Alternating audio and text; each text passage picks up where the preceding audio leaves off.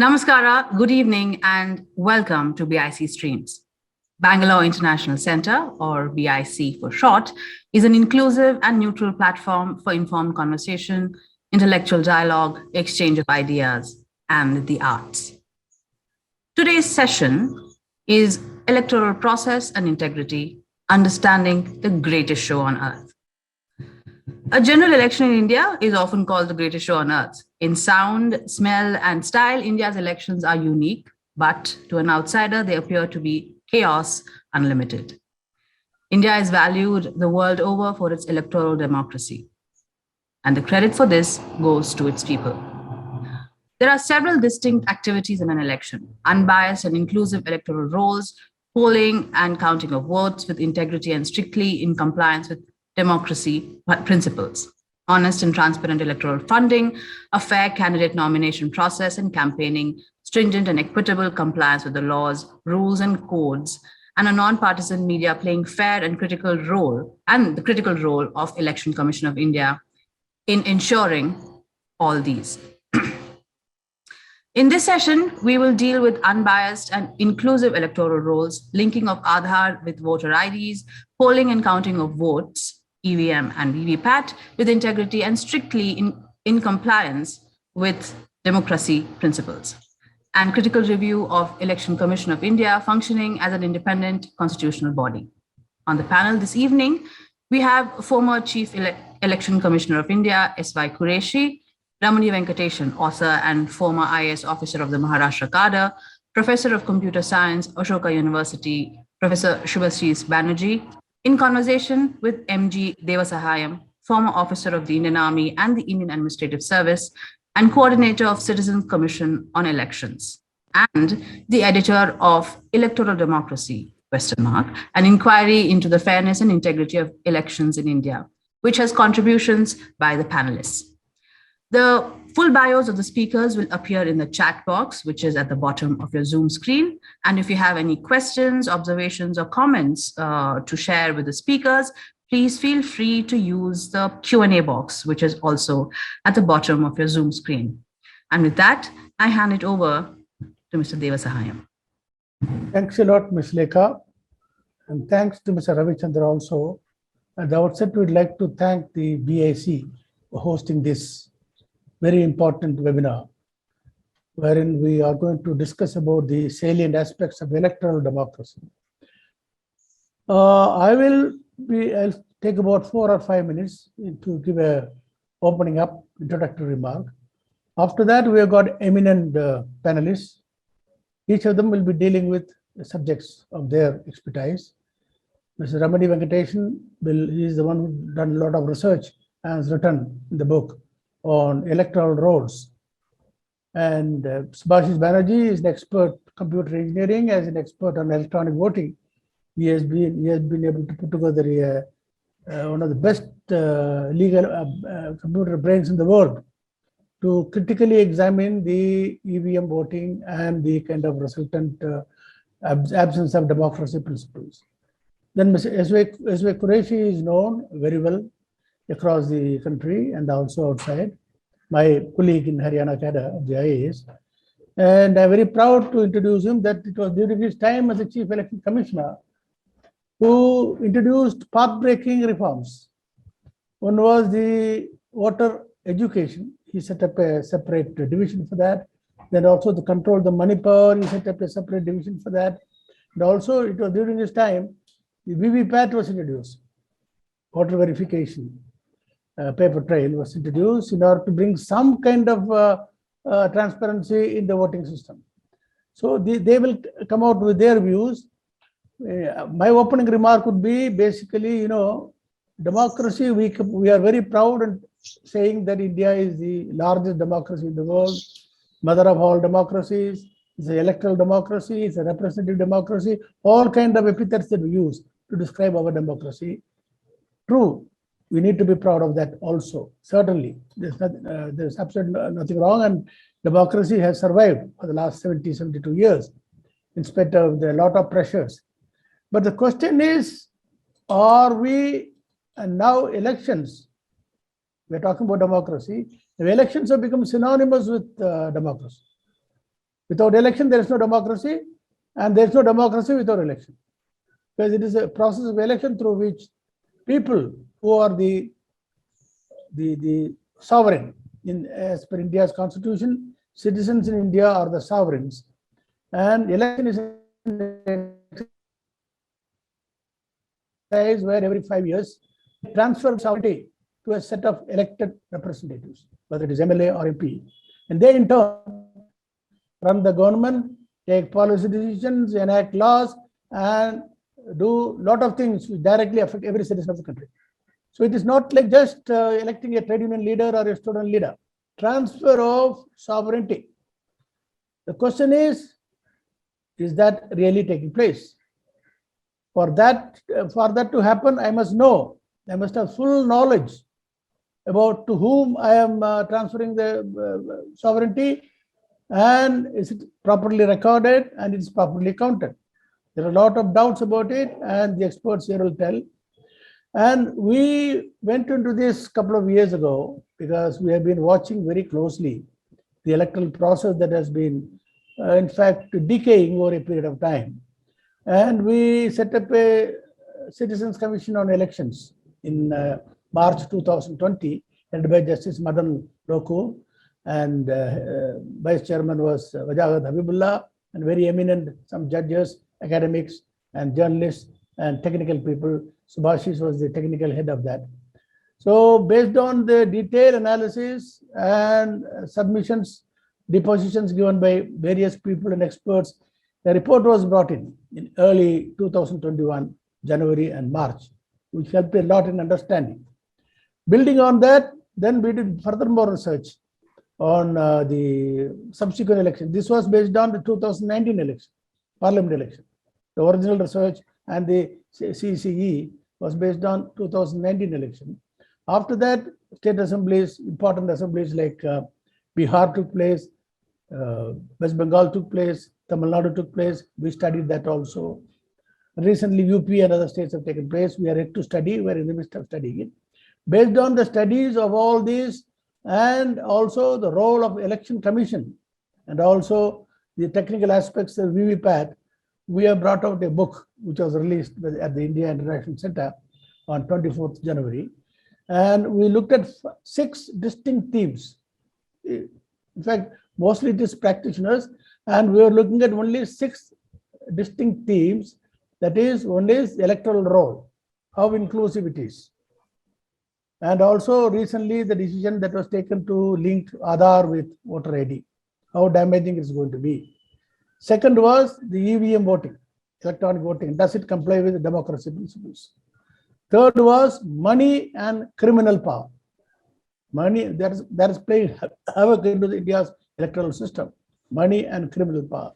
Then we look at the complaint of the model code of conduct, because there is a model conduct. All campaigners, candidates, and parties are supposed to comply with that very stringently. But is it being done? Then finally, 6th one was media. 5th one was media. What kind of role media is playing? Are they partisan? Are they managing the mind of the people? Technology is being misused. And finally, the 6th theme was the functioning of the Election Commission of India. At the end of the day, it's the Election Commission who is the referee. Article 324 establishes Election Commission as a constitutional body. So all this we went through very thoroughly, and book has come out, and after that we have been discussing, deliberating. And I will just conclude with saying that democracy cannot be taken for granted. Even for minor things, we do a lot of detailed studies. Unfortunately, in the last 70 years, no detailed study of our India's electoral process has taken place. No due diligence has taken place. The Election Commission has not done it. Government is not interested. And our university system is not equipped for that kind of thing. So with the result today, probably we have a defective and sort of electoral system which may not be conducive to democracy. With this, I would conclude mine. I will intervene later. Now I would request Mr. Ramani Venkateshan to 8 to 10 minutes for his presentation on the inclusiveness or exclusiveness of electoral roll, and also will touch upon the dangers of linking Aadhaar with voter ID. Ramani, please. Thank you, Mr. Devasayam, and hello, everybody.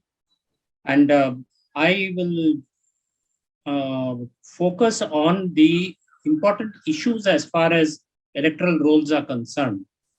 Because, we are very concerned about, the EVM VVPAT controversy has led to a lot of discussion on whether votes as recorded are actually being counted as such. But what if the votes are not recorded at all? And that is arising from the viewpoint of electoral rolls being accurate and up to date. Otherwise, a large proportion of the electorate themselves may find that they are not able to vote. So that is the first issue I will be touching on. The second issue is relating to verification. We often are confronted with the fact that people go to the polling station, they find their names are not there. This has been a frequent occurrence in recent elections, particularly. And finally, I'll touch on the steps that are needed to improve this entire procedure so that electoral rolls are more accurate, up to date. There are lesser complaints as far as the accuracy of electoral rolls are concerned. Although Professor Banerjee will be touching on the other issue, I will briefly touch on some of the issues relating to the linking of Aadhaar with the electoral rolls, particularly since that has now become legislation. Now, the first issue relates really to the exclusion from the rolls. There are actually three aspects here. Your name can be excluded altogether. You're never really counted as far as electoral rolls are concerned. No one comes to take your name, and you continue to be out of the picture as far as voting rights are concerned. The second can be inclusion followed by exclusion. Your name is included in the electoral roll, but actually when you come to vote or at a subsequent date, you find your name is no longer on the rolls. And the third relates to duplication. I'll just touch on all three of these. Now, as far as voter ID is concerned, you need three types of proof to register as a voter. The first is the proof of identity. Second is the proof of residence. And the third is the proof of age. I think problems arise in respect of all these three, in respect of what I would call the vulnerable categories of citizens. In our report, we had mentioned 11 categories. I won't get into all of those, but I will just highlight some of them. Migrant labor is one case. In the case of migrant labor, they will actually be included in the rolls in their hometowns or villages. But when they move to other locations, unless they come back to vote, their voting rights are effectively denied them. So you have inclusion followed by exclusion from the voting process. There are other categories, however, who are left out of the voting process altogether. This could be homeless people, could be transgender, sex workers, women, particularly those who are widowed, divorced, or who are deserted by their spouses, differently abled persons, and disadvantaged sections like the denotified tribes, nomadic tribes, etc. There has also been a lot of controversy about whether minorities are properly covered or there is a bias in terms of minority voters being fully covered. So these are all issues as far as the question of actually enrolling people as voters is concerned. And these sections particularly suffer the problem of their names not coming into the electoral rolls at all.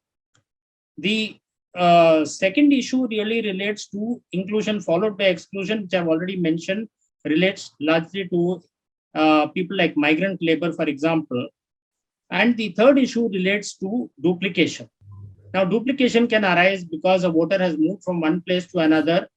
We don't have a system where your EPIC, for example, can be transferred from one place to another. Like an Aadhaar card today can be transferred from one place to another. You just register your new address and then the Aadhaar has your new database. But in the case of the voter EPIC, you don't have the new ID coming in immediately. You have to register for a new EPIC card. So that means that you go through the entire process again. You could have the old EPIC still in place at the old place. You could have the new EPIC. And this can often lead to duplication issues as well. There is also the question of people who die. And this was particularly marked in recent years because of the COVID pandemic and other things. So you would have the issue, have the families really got their sort of names deleted from the electoral rolls. If not, they could continue. And duplication could lead to certain problems in terms of the fact that it could lead to bogus voting to some extent. It could lead to others sort of stepping in for these people and voting and so on and so forth. The second issue really relates to the verification problems. And this arises where your name has been included, but actually on when the day of polling arises, comes about, you find that you are no longer on the electoral rolls. Now, why does this occur? Number one is a mismatch between the EPIC and the electoral roll. And I can give my own example. I registered with the EPIC, but the collector's office tells me my name is not on the electoral roll.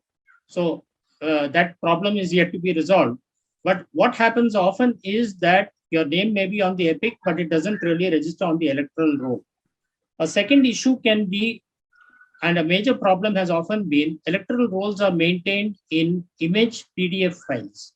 Now, this is not a very good method for you as a citizen to be able to trace out where exactly your name is on the electoral roll. Unfortunately, the registration of electoral rules 1960 specifies, Rule 6 specifies that electoral roll should be maintained in a house number wise basis.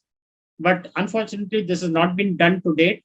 You don't have, it is not done. In fact, it is not done at all by house address basis, nor is it done in case of electoral rolls. The assembly constituency is divided into parts, and each part has a section. Now, even section addresses are not properly maintained. You will find one whole part has only one section. This makes it very long. And then you have house addresses which are at random, randomly sort of entered into those image files.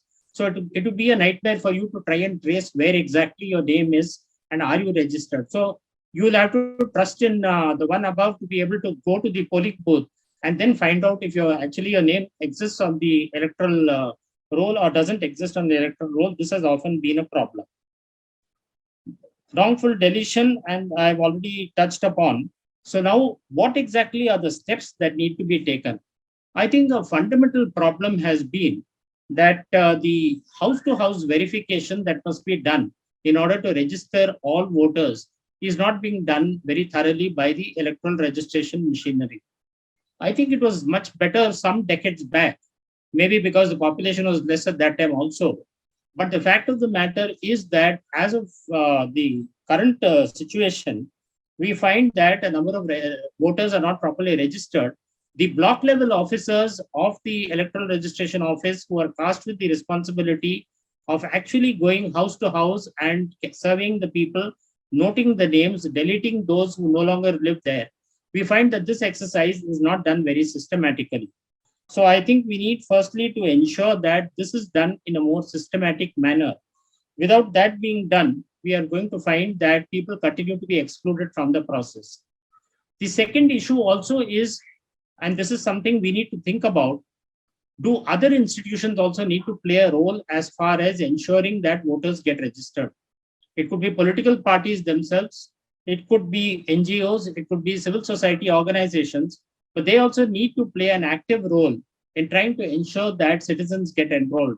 It's not going to be possible for every citizen to be able to go to the electoral registration office. So maybe you do need an intermediary who's able to get this sort of a role, step into this sort of a role and get this sort of a function performed properly. Linking of databases, I think, is going to be very important also. How this is done has to be seen, because the EPIC, the electoral roll, the death registration, I think these need to be linked to a much greater extent.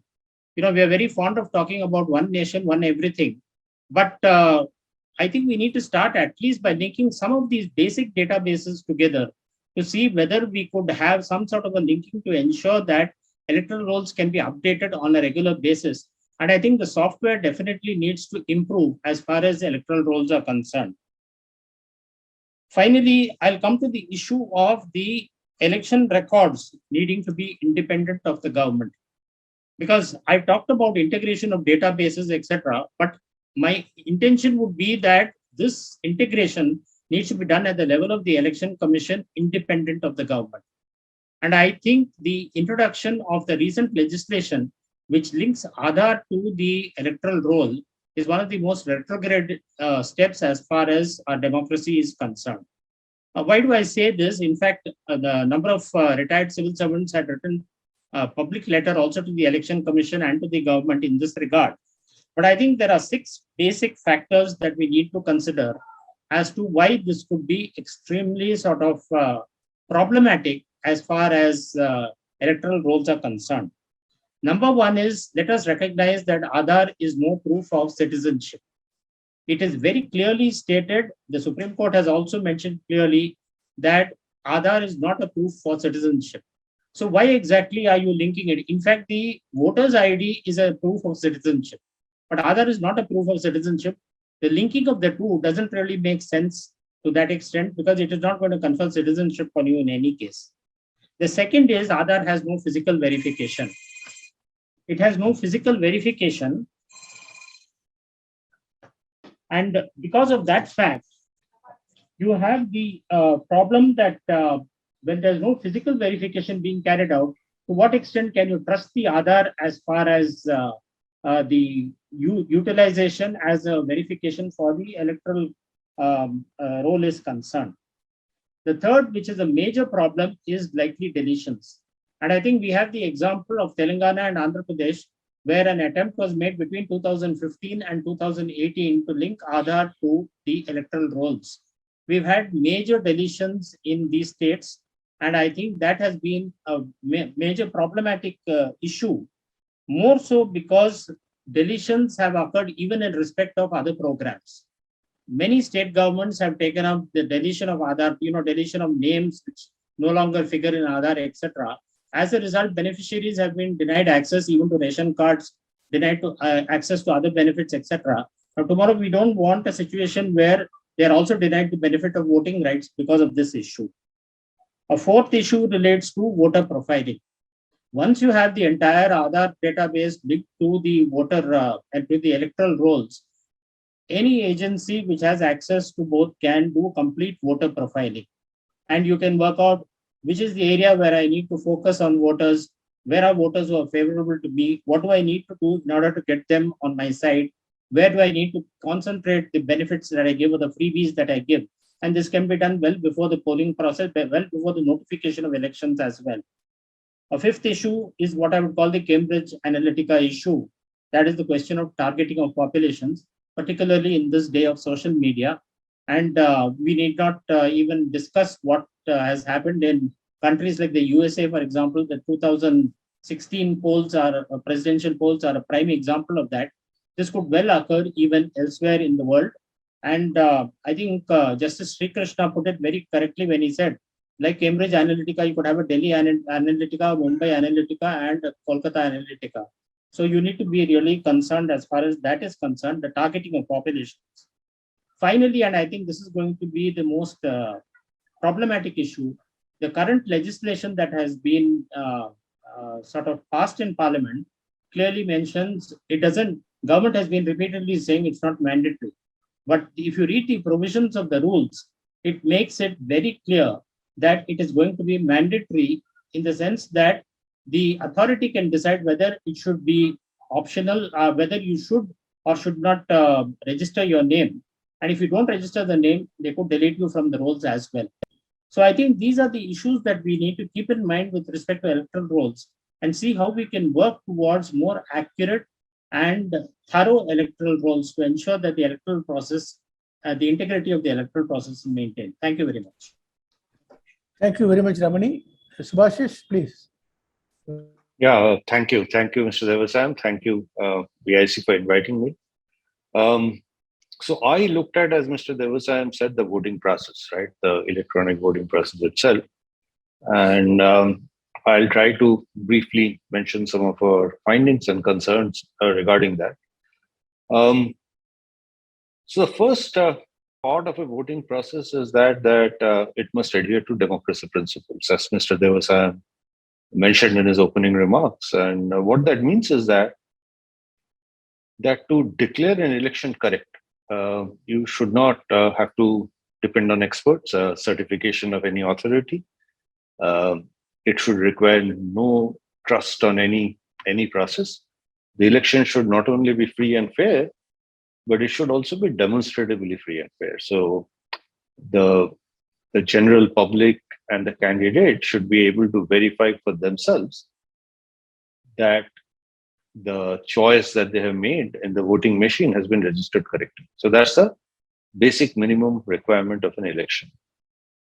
And this has been upheld by the German Supreme Court also in 2009 in a seminal judgment. The German Supreme Court outlined the democracy principle and said that any process that requires experts to certify an election as correct is fundamentally unconstitutional. Banning electronic voting machines in Germany. So while that judgment is not applicable to other countries and jurisdictions, most countries in Europe follow that judgment. And even in the United States, that judgment is sort of held as sacrosanct. In India, if you look at electronic voting, we have been at electronic voting for almost 20 years now. So earlier, if without a voter verified paper audit trail, if you just consider an electronic voting machine, where you choose your candidate by press of a button and your choice is recorded in electronic memory, there is no way to verify that the machine has recorded your choice correctly. Right? This would require proving that the electronic voting machine is correct, and which in computer science is known to be an intractable problem. So as a machine as complicated as a normal electronic voting machine, computer science today has no technique to prove that it is correct. Right? It'll work correctly. And that problem is something that we call NP hard, at least. So there is nobody who can prove the machine to be correct or claim that the machine is unhackable or untamperable. So the common conventional wisdom in computer science is to design elections assuming that the voting machine can be hacked. So you have to ensure correctness of the election, even if the voting machine is hacked. And this is a process that we call software independent process. The voting machine has to be software independent. This does not mean that a software cannot be used, but this means that there must be independent mechanisms independent of software and hardware used to prove that the election has been conducted correctly. And if you just use a DRE, direct record electronic voting machine, there is no way absolutely to do this, right? And there is no way to resolve a dispute. If somebody raises a dispute that my vote has not been recorded correctly, there is no way to convince that person that that is not so. So during Mr. Qureshi's time, VVPAT was introduced. Mr. Subramaniam Swamy went to the Supreme Court with a demand, and the Supreme Court agreed to introduce a voter verified paper audit trail. So now the EVM machine has a voter verified paper audit trail associated with it. So this is VVPAT is a recommendation from a computer science PhD thesis of 1992, and which identified the problem and said that all elections should actually be conducted using a voter verified paper audit trail. So it's a great move. It's a great move that happened in India. Actually, this is also the recommendation of the National Academy of Sciences in the United States, that US elections should always be conducted with a voter verified paper audit trail, which is by and large followed by most states. But the Indian voter verified paper audit trail design, as we found out, has two major problems. The first one is that it is not truly voter verified. So for example, if I press 3 in the electronic voting machine, and the voter verified paper audit trail printout, which is behind a glass window, which I cannot touch, and is displayed there for 7 seconds. If it shows something else, and I think that I have pressed 2 and it is showing 3, there is no way for me to record a dispute. And after 7 seconds, it will fall. And it will fall into a sack of voter verified paper audit trail, and my vote will become indistinguishable from others. So there is no way to revoke the vote. Right? There is no way to take it back. And if I say that the machine has worked correctly, all that the polling officer can do is test the machine for a future vote. And that it works correctly does not prove that the voter was lying. Right? So the dispute resolution does not happen. And giving another button to the voter does not solve the problem. Right? The voter can dispute that button also. So in computer science, it is well understood that this problem cannot be solved unless the voter verified paper audit trail comes to the hand of the voter and the voter puts that in a box, right? So otherwise it cannot truly be called a voter verified, the paper audit trail. The second part of the problem is that suppose it is voter verified, right? One will have to define which is the vote. Is it the electronic record that is the vote, or it is the paper record that is the correct vote? Because there is no way to show that they're in one-to-one correspondence. Suppose there is a mismatch in the count of the two, right? Which one should take precedence? So suppose I find that there is one winner with the electronic count and there is another winner with the VVPAT count. There has to be a clear method of recovery from that error. Do I conduct a re-election? Do I declare the election null and void? Do I take the electronic count as the overriding count, or do I take the VVPAT count as the overriding count? And this is not very clearly defined in the Indian system. And to this, it comes that, so the Indian election seems to be thinking that the electronic count is the correct count, right? Because that's the one that is counted immediately after the election. At the press of a button, you can find out the electronic count by the aggregation very, very quickly. The correct way of using the VVPAT is to do a sufficient audit using the VVPAT count before declaring the results, right? But if you once declare the results and people start celebrating and counting the VVPAT after that, it doesn't really serve any purpose, which is what happens in India a little bit. And the question is that how many VVPAT record you should count, right? And there's a great deal of confusion. The Election Commission, I think, suggested one per assembly constituency. And this figure has no statistical basis. Nobody knows where this figure came from. And the civil society, I think lots of members of the civil society went to the Supreme Court saying that this is grossly inadequate. The count of one is not correct. And they demanded 50%, 30%, and so on and so forth. This was not satisfactorily resolved. And the Supreme Court ordered that instead of one, there should be 5 per assembly constituency. And that too has no statistical basis. So the statistics of this is actually a fairly straightforward principle. This is not that hard. This is routinely taught to undergraduate students how to do statistical sampling and to get a certain pre-specified level of accuracy. We do that when we test electronic equipment, when we take televisions, and the whole world runs by statistical sampling. So the confusion about this is very difficult to understand.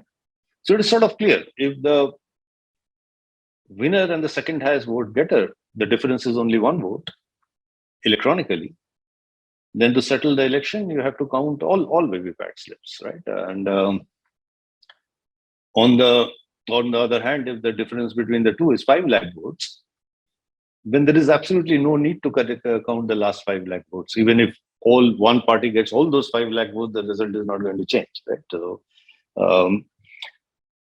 and this statistical thing, there is a formula, used in engineering and everyday life, and we recommend that the Election Commission of India should adopt that and resolve that whether the VVPAT is the correct count or the electronic record is the correct count, and how to recover from the error. So the VVPAT system requires some fixing, and with that, I think the Indian electronic election can be one of the best in the world, and the greatest. So I'll stop here, and if there are any questions, so maybe later I'll try to address them. Mr. Qureshi, please go ahead. All right, okay. I was asked to write a paper for the book, which was titled, I don't know whether the title was given to me or I chose it myself, How to Put the EC Back on the Rail. Now, this obviously presupposes that the EC had gone off the rail and have held that view. Okay, yes, it is true that it was derailed.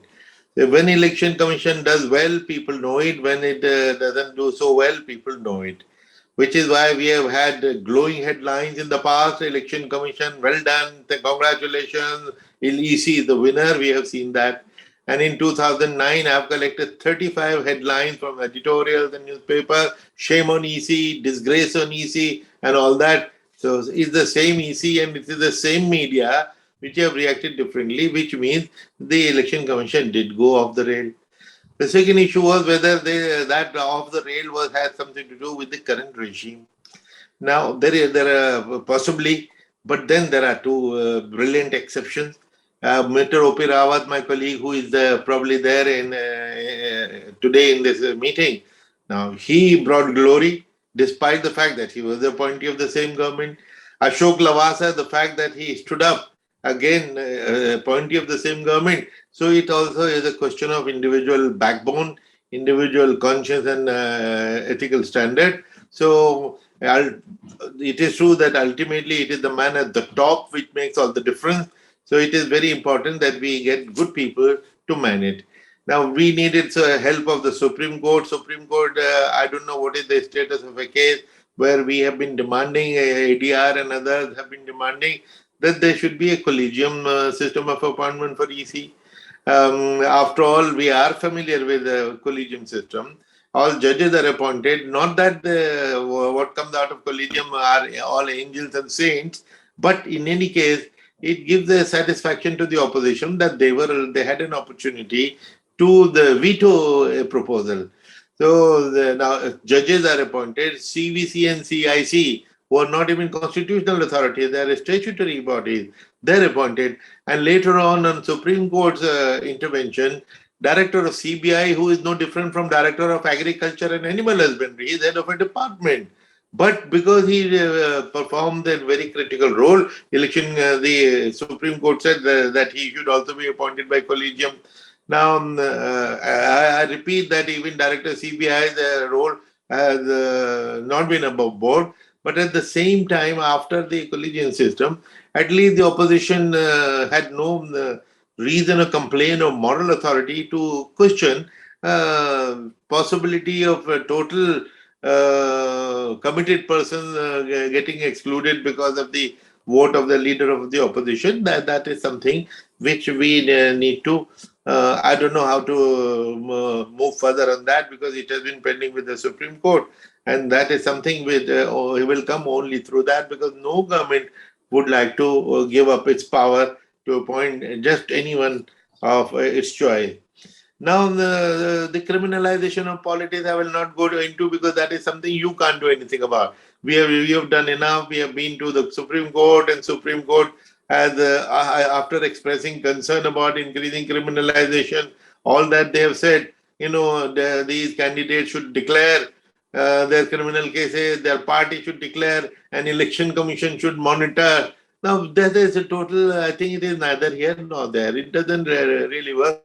Even if a declaration is made, it doesn't make any difference. In fact, these people are more winnable. They are getting elected in larger number with the winnability rate or strike rate being higher. So this is the one.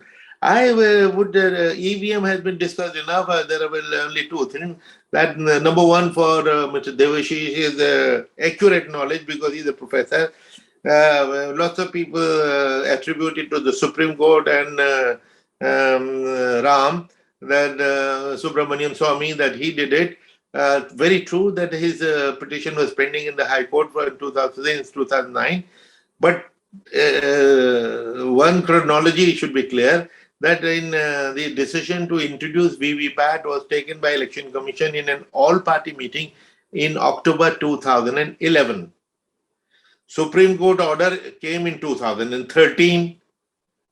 So therefore, to say that because of Supreme Court, that changes the complexion. If we did it under order of Supreme Court, maybe Election Commission will impose it, will enforce it, but do it reluctantly. But the fact is that they did it 2 years ago. 2 years before. And the same judgment of Mr. Subramaniam Swamy, if you read the judgment, Supreme Court had lauded and applauded Election Commission. EC, you have done very well. You have already done all the, we explained to them what are the processes we've gone through, how 20,000 machines were deployed and good election done.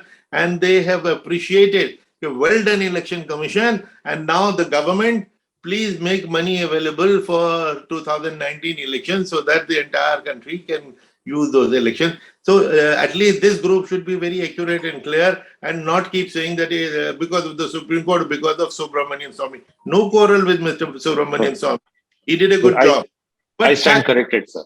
Yeah, but factually, they not just you, sir, but for generally it is a misconception. Therefore, it is better that we because it's such a dispute that which is agitating our mind. So we should be sure of our facts. Now, I have suggested. I agree with you that one machine per Vidhan Sabha should be counted was the order of the Election Commission. The Supreme, very arbitrary, but perhaps not very arbitrary, but I'll tell you why. Because I was told, and Mr. Rawat will bear me out, because they referred it to the National Statistical, Indian Institute of Communication, Statistics or whatever that, ISI in Calcutta. And they took 3 months to tell us something which Professor Shubhashij is right, which a student of statistics should tell you in his sleep. They took 3 months to do some scientific calculation to say that, less than 0.5% is good enough sample. So what kind of a scientific institute it is which takes so long, 3 months to answer just this question? Now, Election Commission was generous that instead of half a voter per constituency, they said, okay, let there be one church per constituency, which Supreme Court increased to 5, very arbitrary. I have been saying that let all the slips be counted, and the reply the Election Commission will be, it will take too much time. Now, I have been told, I asked the election manager, when you count a machine, it takes 20 to 25 minutes. They open the seal, show the number of that machine, then machine will press the button, it starts telling you what it is. My number is so-and-so, I contain so many votes, there's so many votes, and now candidate 1, candidate 2, candidate 64. It goes on for 20 minutes to 30 minutes, depending on the number of candidates, which is why it takes the whole day. It took the whole day for the results to be out. I think you save this time. So the current procedure is every EVM is counted for sure, and 5 VVPATs are counted to cross-check. According to Election Commission, 1,000, 20,000, 60,000, all of them have always matched. There has never been any mismatch according to Election Commission, except in 1 or 2 cases where the mock poll 50 votes, that could not be erased and they got merged with the result. That was the only mismatch. So I say that instead of wasting the whole day on counting the machine, spend the whole day on counting the VVPATs and counter check with 5 machines. Let the counter check still be there, but reverse the order. So this is almost, I think it will take away the demand of many people to go back to the ballot paper days, because VVPAT is quite close to the ballot paper in the sense that it is a paper trail, it is physically printed. And unlike a ballot paper, which is size of a newspaper, this is just a small size of a visiting card. Now, with only one name, one candidate chosen, so putting it in the right slot in the boxes is so quick. In exactly the 20-25 minutes, entire VVPAT of one booth can be counted. So, although the ultimate is, even if it takes 10 hours more, so what? The nation has waited for 2.5 months from the day of the first poll. So, in the interest of transparent result, transparency of poll, people are willing to wait, but that is something we need to press. Election Commission surely will not react for obvious reasons.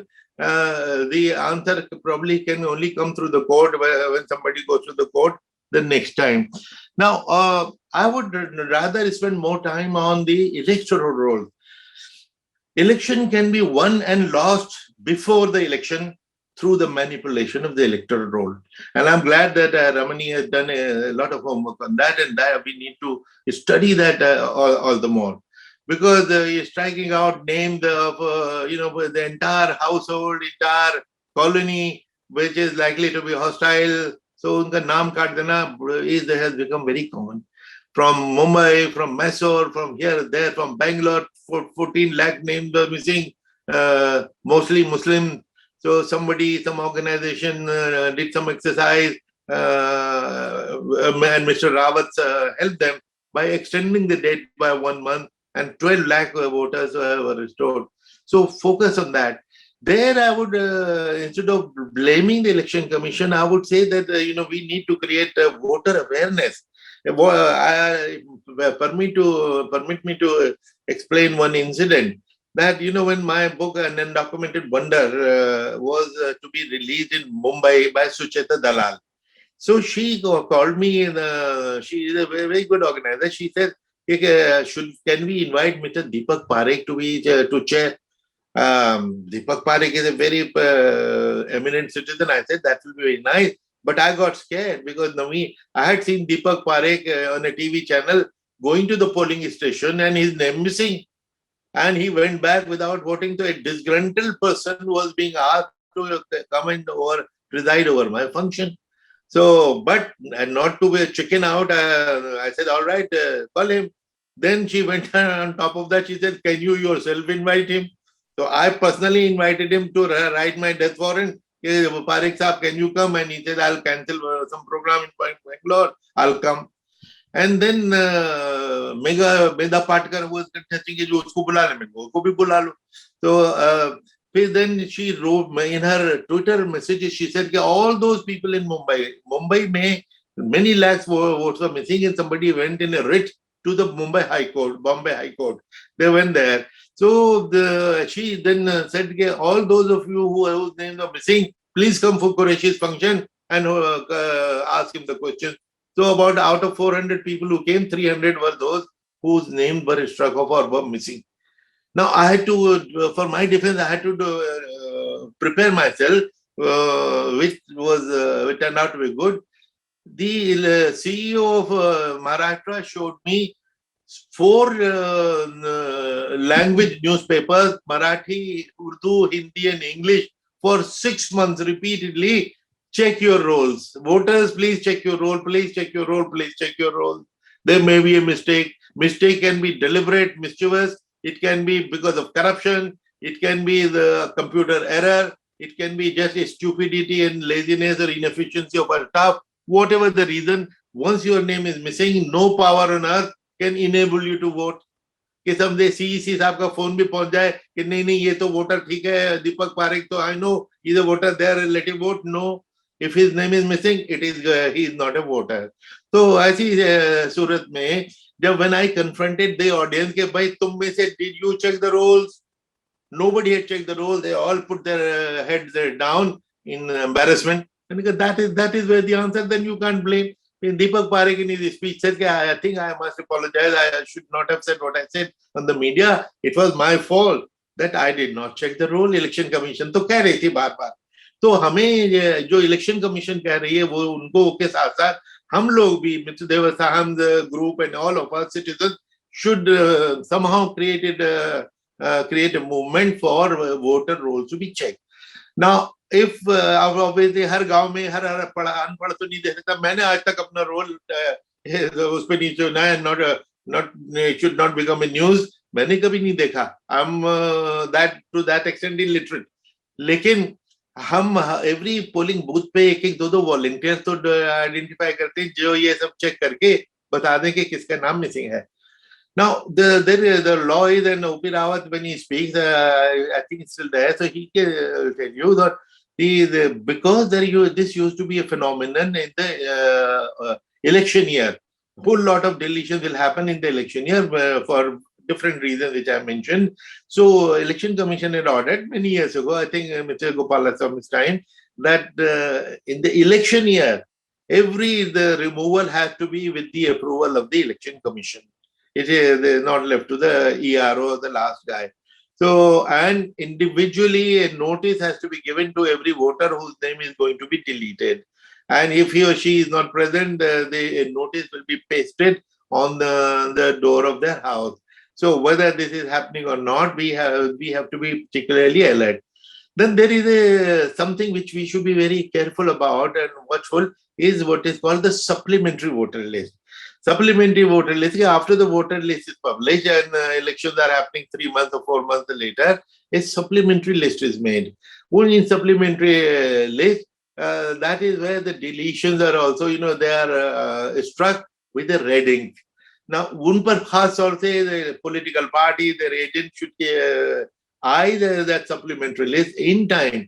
Now, last minute objection will take you nowhere because the election commission requires under the rules 7 days to verify.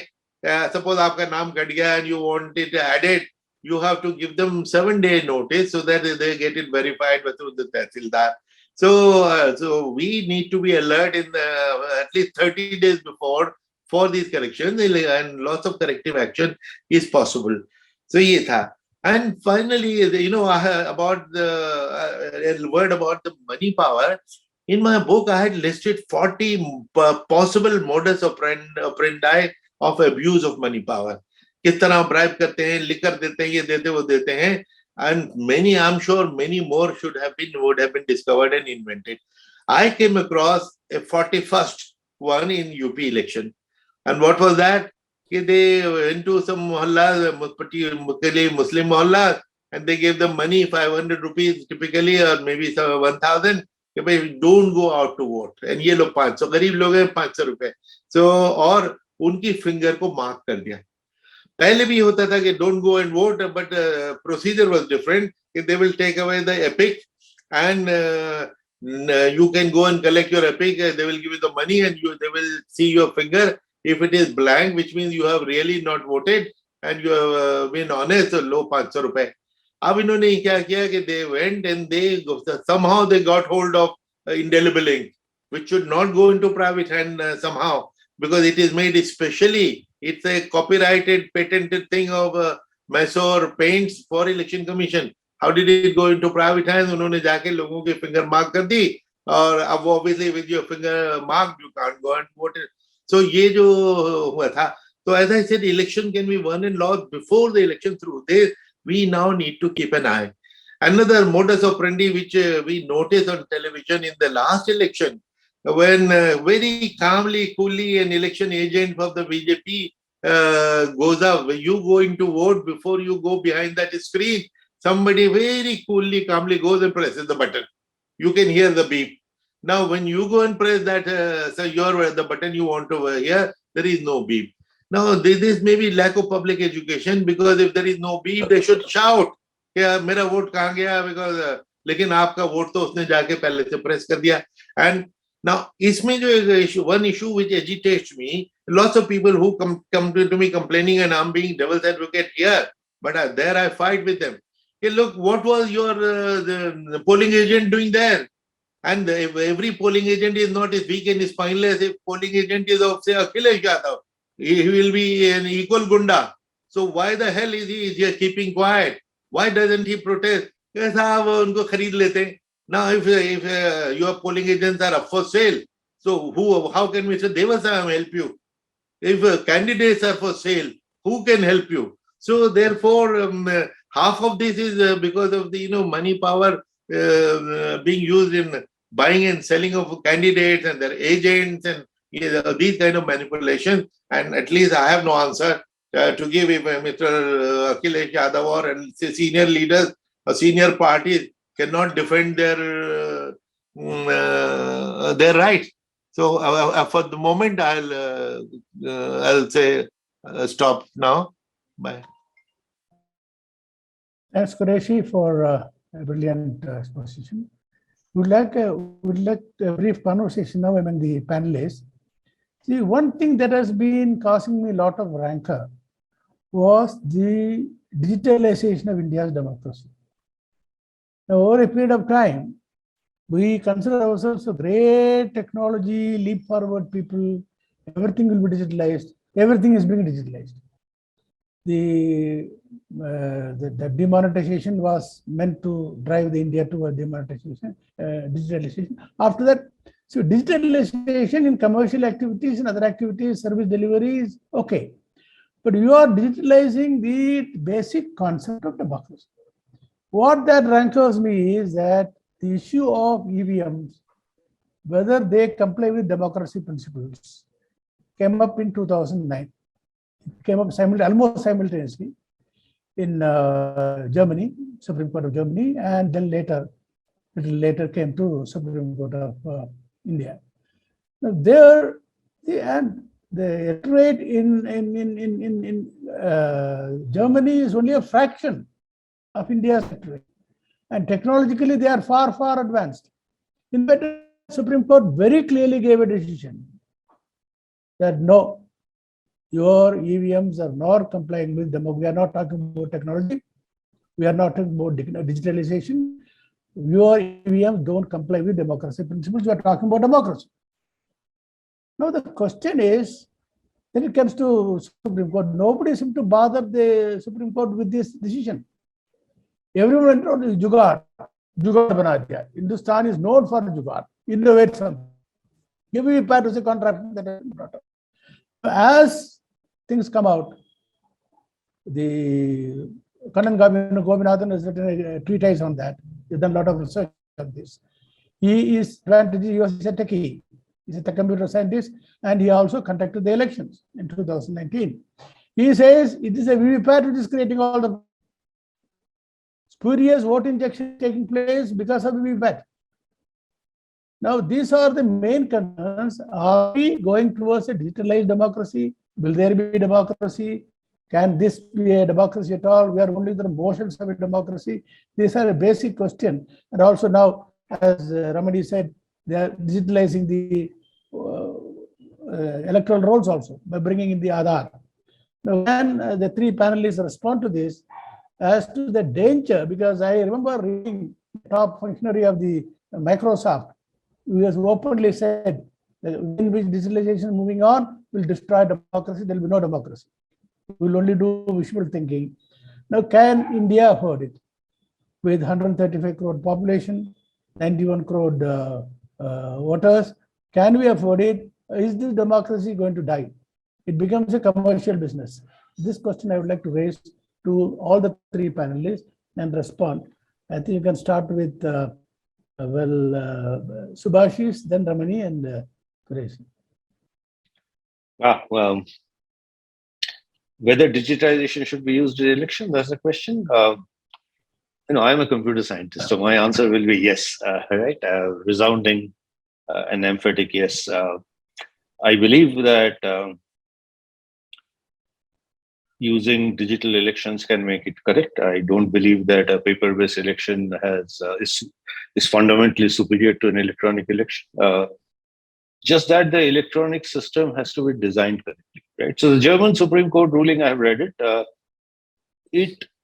It banned that particular version of the EVM, but it does not foreclose the possibility of using an EVM in German elections. So it said that recording the vote only electronically is unconstitutional. But if there are other means to establish that the election results are correct, without needing experts to certify it, then electronic elections can be conducted. And I believe that it can indeed be done so. There are many, many results in computer science using cryptography where I can give a mathematical proof that the election is correct. But unfortunately, cryptography will require expert advice. And why should you trust computer scientists? So that would violate democracy principles. But I believe that a correct design of the VVPAT and the EVM system, and having the paper audit trail and the election and the electronic system audit each other in a completely correct way, even statistically is not necessary. You can count all the EVMs. You can have a mechanical counting of all the EVMs, like a note counting machine. Many IITs can trivially design that system. There's no electronics as an independent mechanical system. And if the mechanical count agrees with the electronic count, there should be no problem whatsoever. It won't even take 10 hours. It should take a matter of minutes, around 2,000 votes mechanically, and sort it out. The design of the Indian election process, the EVM, the VVPAT, the auditing system, it somehow lacks the rigor that is necessary for a country of this size. You've brought computer science into public life, but you've not taken you have left its rigor behind. I would say that's what is the problem, as I see it. But talking about the rigor, do you think the election commission is competent technically to do what you are saying? Do they have the necessary? Do they have? Let's be very frank. Do they have the mechanism? Do they have the competence? Do they have the expertise? I think that the country has the competence. There's no doubt about it. There are enough people in the country. I'm talking about the election commission. The election commission has to then reach out to the correct set of people. So I think that the problem is that, how do you pick experts? You just pick some people, 3 people, and call them experts. I think this is wrong. I think that any design that the election commission makes should be made public, and the public should be able to scrutinize that design. Look at the system. There has to be adequate public consultations. If you go to an IIT, don't go to individuals. Go to the head of the department of computer science. Then you'll get a considered opinion. Going to individuals is a wrong idea. So if you avoid crony expertism, I think India has expertise. So there's no question about it. To design an election system correctly. Yes. Ramani, would you like to respond? Yeah. I think from a statistical viewpoint, I would say that 100% counting of VVPATs is not scientific. And I don't think it stands the test of statistics. Because I'll give you the reason. If you take every assembly constituency, they vary in size. If you take Sikkim's assembly constituency and you take UP's assembly constituency, there's no relation between the two in terms of the the number of voters covered in those respective assembly constituencies. So I think statistical sampling has to be done. After all, even in, say, COVID deaths, for example, we did statistical sampling. We weren't able to get death figures. We did a statistical sampling in many cases. So even here, I think you'll have to take up statistical sampling. And I think, as Professor Banerjee mentioned, there are very sound systems based on which we can do statistical sampling. The problem that has arisen with the election commissioners, they've not set the decision rule after that. Once you have done the statistical sampling, let us say X constituency must have so many, so many polling stations verified.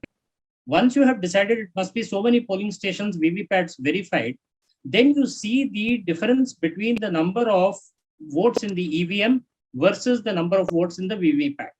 If it crosses a particular percentage, you can decide whether it's 2%, 5%, whatever it is. If it crosses that percentage, or you can even decide whether it crosses the margin between the first and second candidates. Now, if there is a difference is less than that, and I will say this is very important because if I see the recent Punjab elections, you've had 700 votes, 400 votes, 1,000 votes, and so on. So I think that has to be the basis. The Election Commission has erred in not specifying decision rules. So once you decide on a sample, once you decide on the decision rule, then there is no problem. And as amplifying on what Dr. Qureshi said, once you find that there is a discrepancy in the sample of the VVPAT versus the EVM, then you go for the entire count. If you find that in an assembly constituency, there is a discrepancy between the sample VVPAT and the sample EVM which you have taken, then you have to take the entire assembly constituency.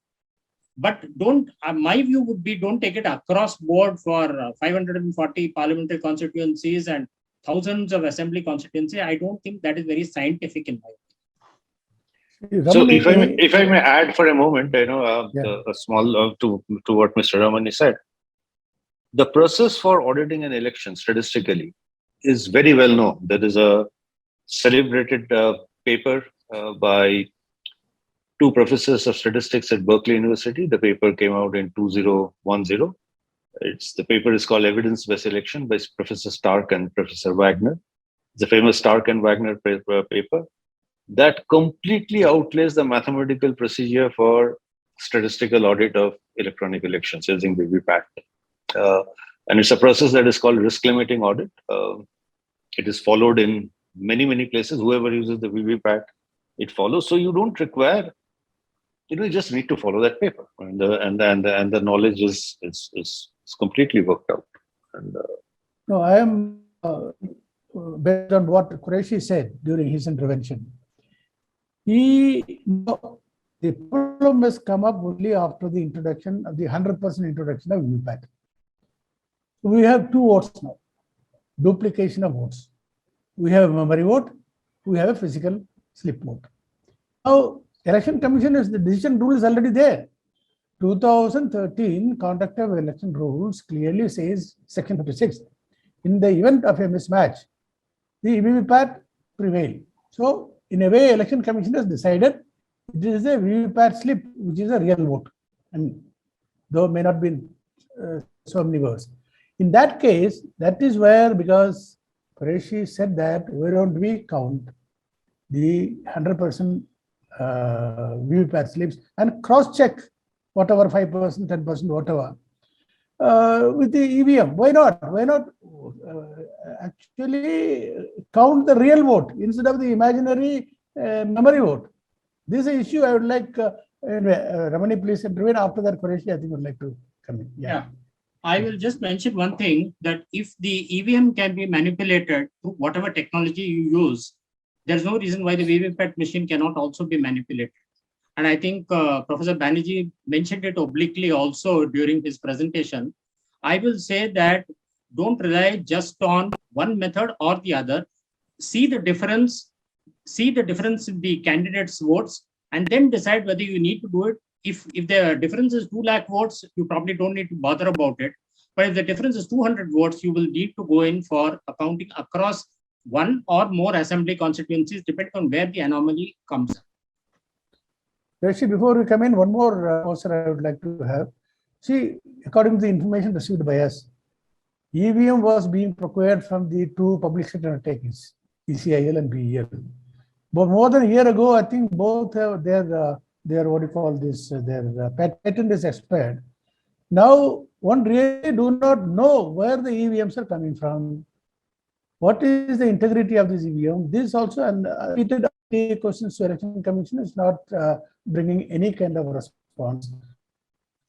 I think both these I would like Qureshi to come in and clarify.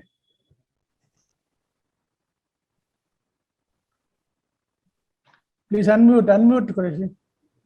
Unmute. Mr. Ramani says that while he suspects both of them, the electronic and paper slip, but paper slip can be changed only by some magic. If I have selected you and your name is already printed, how can that be manipulated? Therefore, paper slip can be relied upon. My feeling, subject to, of course, correction.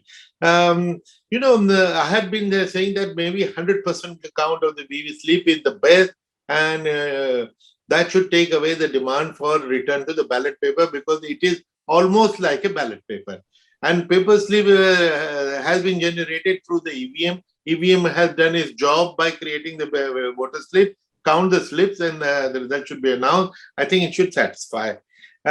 Another option which I had mentioned, I think in my paper and somewhere or the other, but nobody took note of it. We are all, most of us follow cricket. Decision review system, where the decisions are allowed to be reviewed, or 3, whatever the number, 2 or 3. Now, if it was 5% of the LBW decisions will be reviewed, no, we will not got to know. The party protests only when it really suspects the LBW decision is wrong. Now, therefore, let every party, every candidate be allowed to put a finger on, say, 2 machines each. If these are the 2 machines I suspect, please count them. So then the percentage will become irrelevant, because the most suspicious, imagine Deoband voted a BJP candidate. So everybody says, one of the real life incidents which cast aspersion on this issue, all the Maulanas of Deoband are voting for BJP. So that is where they suspect that something could have gone wrong. So therefore, let there be the 2 machines, the candidate pointing out 2 machines, selecting 2 machines for cross-checking, and they are the most likely machines where there is likely to be some garbage, because if you select randomly out of 300 machines, you count 5, the real culprit machine will not come in. So DRS system. Second issue was the 7 second when the VV slip is on the thing. I think 7 seconds is too short a time, because that is the time when every voter, even if I go to vote, I may have sat for 6 years in the election commission, but I have not sat for 6 years in a polling booth. Even I get a little nervous. Even I can, I may miss those 7 seconds when instead of looking this side, I'm looking another side, and the slip comes and goes. Now, I had been suggesting that in any case, every EVM is disabled for 12 seconds. Between one vote and the second vote for 12 seconds, the machine is dead. So 5 seconds which are available, at least this 7 seconds can be increased to 12 seconds without wasting or adding an extra second to the time taken. Because in any case, for 12 seconds, the machine is dead. And now, after hearing Mr. Subhashish today, another additional thought crossed my mind is, the machine is dead till activated, and it cannot be activated before 12 seconds. But it can be it is activated sometimes after half a minute, 1 minute, 2 minutes, and if there is a dispute and noise after half an hour. So let the slip stay till the next button is pressed, enabling the next vote. Which means while I protest कि ये मेरा नाम मैंने vote किया था A को, इसमें तो B दिख रहा है और पूरा धम मचाया, शोर मचाया, and उसमें आधा घंटा, but जब तक वो dispute चल रहा है, that slip is on the screen. And again, it does not cut into the schedule and time, and it does not extend time, because in any case, the machine, while the dispute is going on, machine is lying idle. Next voter hasn't yet come in, has not been allowed in. Now, this is very serious. I remember a case from Assam when a former DG police or IG police, when he voted and he said the machine showed me on the VVPAT a wrong person, but I did not protest, because the procedure is if you protest, the machine will be opened in front of everybody, and you will be asked to press 1 or 2 buttons more. And if that turned out incorrect, you have imprisonment of 6 months or 1 year. So that IGP says, I don't want that imprisonment. So although I know for sure my vote was being shown wrongly, but I cannot, because same machine can be, professor will bear me out, it can be programmed in such a way that it will cheat in one instant, and the second instant it will be honest. So therefore, obviously anybody who protests and it is checked, in the check he will be proved dishonest and will go to jail. So I think this answer lies in increasing the time of the slip. And the thought which occurred to me just now, I think is very practical. Till the protest is on, the shit is on, because as he said, once it goes into the box, it gets mixed up with all others. There is no way we can take it out. My first thought was that let there be some compartment where the slip goes down, but it stays there before it gets mixed with remaining 500. But I think it's better is that it stays on the screen till the next button is pressed. One more pointer, if I may say, that is about the linking of Aadhaar. Let me tell you that Aadhaar thing actually began in my time when Aadhaar authority was set up. Nandan Nilekani came to meet me, the commission, the three of us. And by then we already had 550 million data, and he was just beginning. So, and that was also the time when we had started collecting fingerprints in Goa. We did the entire state of Goa by collecting biometrics, and we were planning to do it for the rest of the country. So then we decided that since he was collecting biometrics also, and if we were to do that, why duplicate the effort? We made a verbal arrangement. All right, we will not collect it. You are collecting it, and when your job is done, when you have all the biometrics, we will connect the two data so that only for the purpose of identification of the voters. So, and finally, what happened? It went to Supreme Court. The Election Commission started collecting it in 2015. Supreme Court said you can't do it, so they abandoned it. So now The response used to be, I do not fully understand what mischief Aadhaar can do, linking of Aadhaar can do. I was party to the decision of linking Aadhaar only to the extent of identifying the duplicate voters.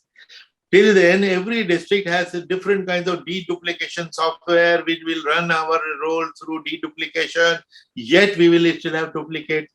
And in any case, since a duplicate vote can be across constituencies, so within the same district, you may not be duplicate, but you may be in 5 other districts also. So which means you need a larger database to do your scanning. So, and you may be in some other state. So we thought that Aadhaar will help us identify the duplicate voter. To the extent we were to identify the duplicate voters, Aadhaar seems to be innocuous and harmless. In any case, what is the data that we have which can be compromised? Your name, your father's name or your spouse's name, your address, your age, your house number. Now, all these are in the public domain already, in the PDF format. All that it requires for any party is to put some extra people, labor and labor intensive, and do all those analytics that we are talking about by physically collecting the data and putting it on the computer. So now to that extent, this data is harmless. This data is in public domain. What can Aadhaar do? So that was one thing. I rang up the Nandan Nilekani 2 months ago before the election. I rang up, Nandan, you were a party to it. Now you tell me, between you and me, frankly, if there's some possibility of any gadwad. He hasn't made any public statement. He says, to the extent it is just 5 details about one person, then nothing. But if electronically agar ye link kabhi karne ka faisla ho gaya, then there is disaster. So what exactly he means, maybe Ramani and Professor who are technology expert will say that. But my answer was, because the voting pattern is not linked with anything, not with Aadhaar, not with nothing. It's only the electoral roll, which is also available in PDF, and it has only 5 bits of information, all harmless. What is my political inclination? Where am I likely to vote? What Google have I been doing? ये तो इसमें कहीं भी नहीं है. Thank you.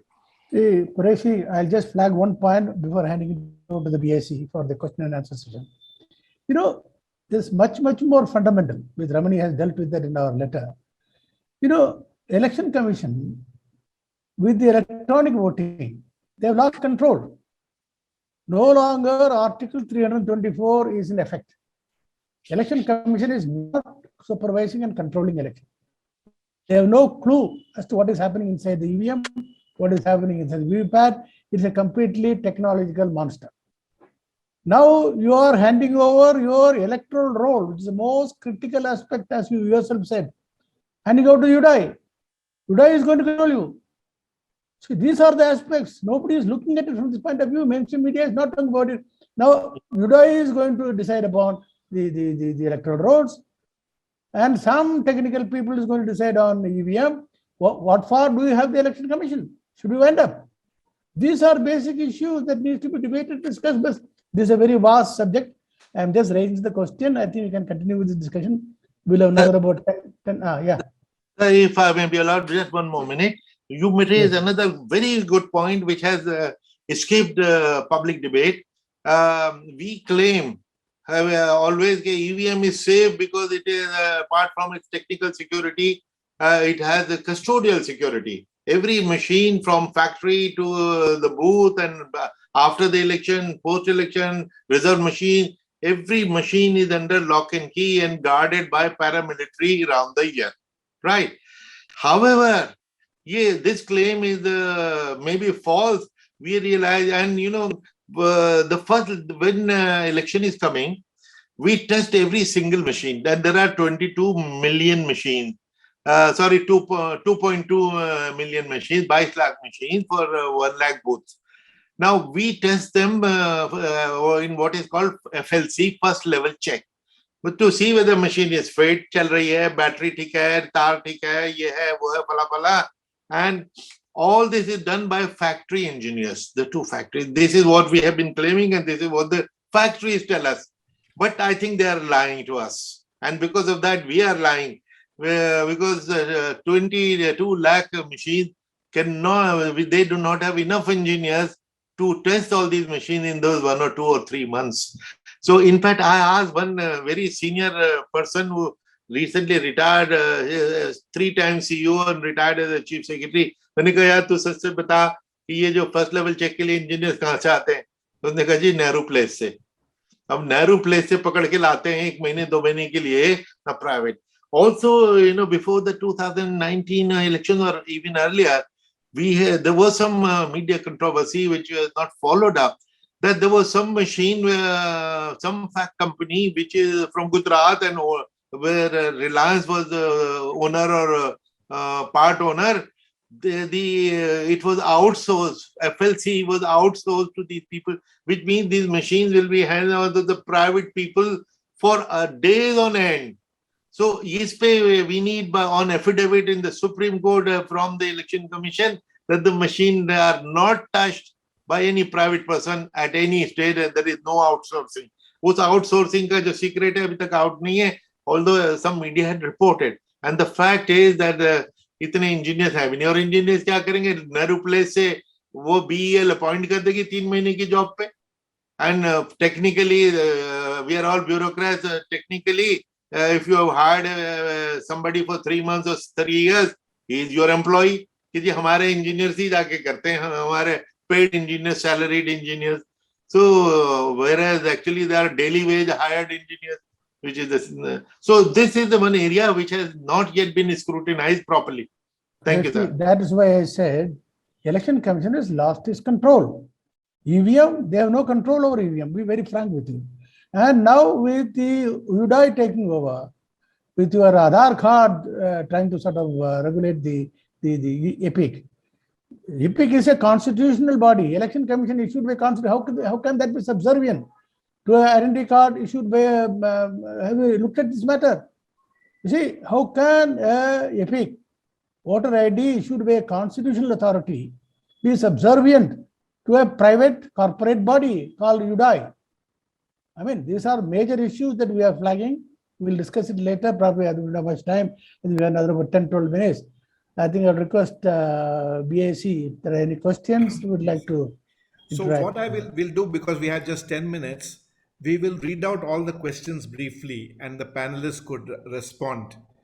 So Nandini Puri basically says, is conducting polls using blockchain technology, will that be more effective and transparent? So a more technology question, choosing blockchain over existing methods. She also goes on to ask in another question that we find advertisements and violation of model code of conduct with things being aired on television during the silent period and the like. How can we as institutionally address this? Because the EC seems to be failing in what it's supposed to do. Geeta Sen says that that old forms of booth capturing through EVM kidnapping is happening. Is that a reality? Any comment on that? And the last two questions is, how is citizenship verified for inclusion into an electoral roll? This was from Margaret Nakra. And Srinivasan Sudarshan asked the question that has appeared off and on over the last 2-3 years. One nation, one election. Has the time come to think of that? Is another question. So I've just given you a sense of the questions thus far. The panelists could respond. Subhashish?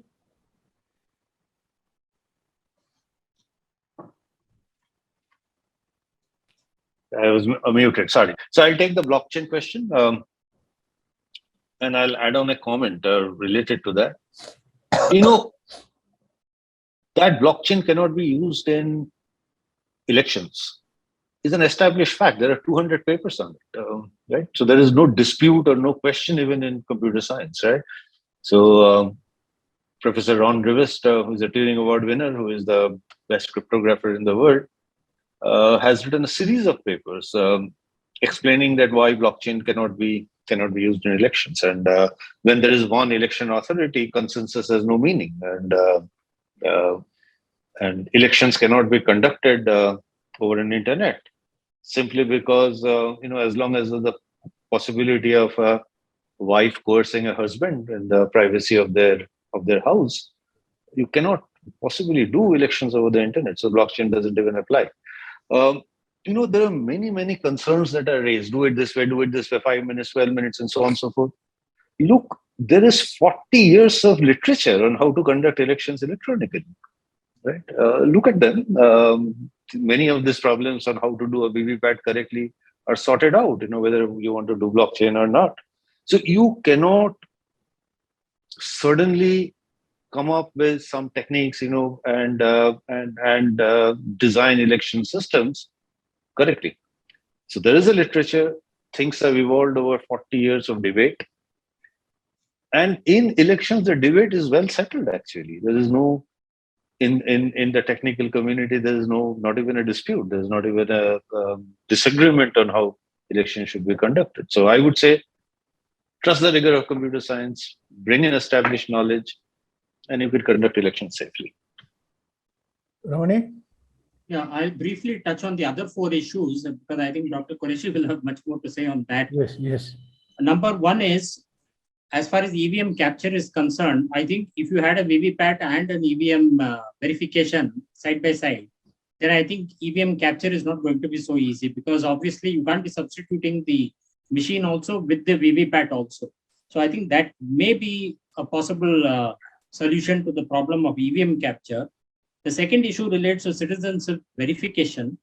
I'm not very conversant on how exactly you can verify citizenship, but I think when you do register people on the rolls, you are supposed to verify what is the document based on which they are stressing their citizenship. Could be a passport, could be a driving license, whatever it is. I think you will have to go by that. There is no hard and fast rule, and this is going to be a problem, particularly in border areas. I don't think you can always say citizenship is 100% established. A third issue relates to the MCC model code of conduct and the advertisements, etc.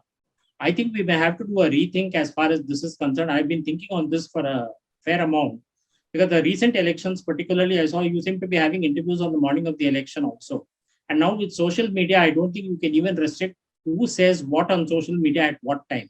Are you going to be able to cover this entire thing in the model code of conduct?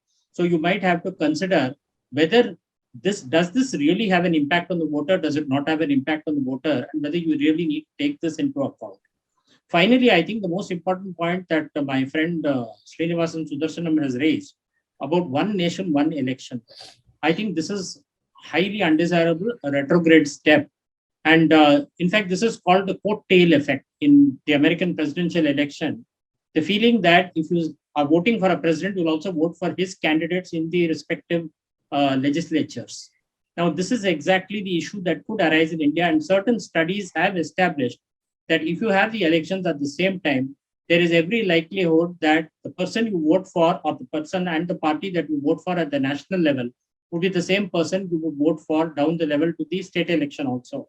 I am only apprehensive also tomorrow you should not be extending this to the municipal elections or Zilla Parishad elections also, because then you'll end up with one nation, one election right through up to Gram Panchayat. I think that is the least desirable thing we want. Thank you. Rishi, your final say. Yeah, I'll only comment on 2 things. One, the blockchain. After 40 years, the simple 17th century technology standalone machine is still debated. What animal is this blockchain? Who in any senses in the country will accept blockchain? Because only scientists will be explaining, oh, this is how this is safe. We say that EVMs is safe, but nobody believes. You are not believing. Therefore, in a country, and when we say internationally, even Japan, because I was hearing Mr. Subramanian Swami, I talked to Japan, something, you make our chip, but why don't you use machines? We are not fools that we are going to use EVM. Now, Japan, Europe, America, and others, they are not using even EVM, which is a very, very simple thing, than blockchain, which is just some fancy thing which nobody can understand. So there is no question of we moving to blockchain because we still don't know yet the consequences and its legality is still yet to be decided. Secondly, I was just warning you because this was not in the debate, but there has been an undercurrent that they are planning internet voting for international migrants. Now, that raises two basic issues. Number one, internet voting, when EVM is not safe, as we keep saying, standalone machine is not safe, internet definitely is not safe. Banks are hacked all the time. US election was hacked by Russia. So therefore, but they're planning to do it through Supreme Court rate that they will allow it for the migrants abroad. To me, that is a basic violation of the constitution. If you come from Patna to Delhi, you don't have that facility. But if you go from Patna to London, you are a dula, you are a son-in-law, and all kinds of the fancy facilities are allowed. I think we should not allow internet voting at all, because experimentally they may do it, but it has serious consequences. On others, I think already my colleagues have commented. I think we have just completed 8 o'clock now. So it has been a very good discussion and debate. This is a huge subject. We have covered only a fraction of the subject. Unfortunately, the national debate is not going on. Media is not taking up this critical issue. They talk about a lot of other things, sensational things. But the most basic electoral democratic process is not being discussed and debated in all its dimensions. I think only institutions like BIC and other institutions, universities, must come into the picture now and develop a comprehensive electoral document, because election commission is not going to do it, government is not going to do it.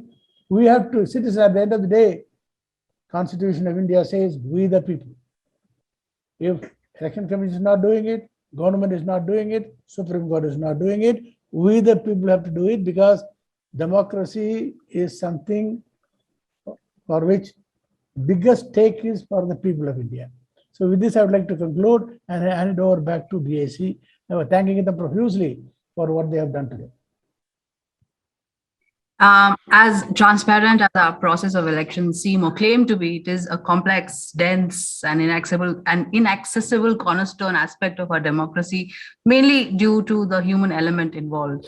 I think it is evidence of how young we are as a country, and the space for evolution that exists, that the people, our panelists at the center of it all, are still encountering and thinking of the same worries and complications as possibly the layperson is.